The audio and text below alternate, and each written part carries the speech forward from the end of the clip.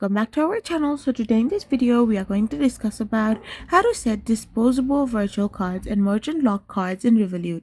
So without wasting much of our time, let's get straight into the video. So to set up disposable virtual card, all you gotta do is simply open your Revolut application or website.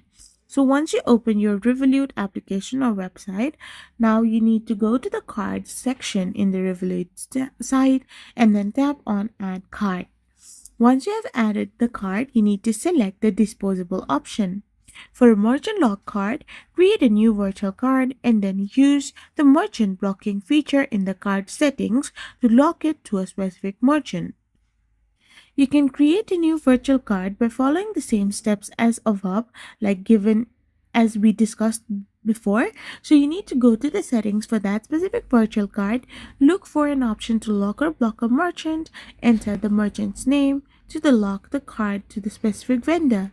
You can only have a limited number of active blocks at once, and you must lock each virtual card individually. I hope you found this video helpful, so don't forget to hit that subscribe button and to give us a thumbs up. We will be back again with more informative videos. Thank you for watching.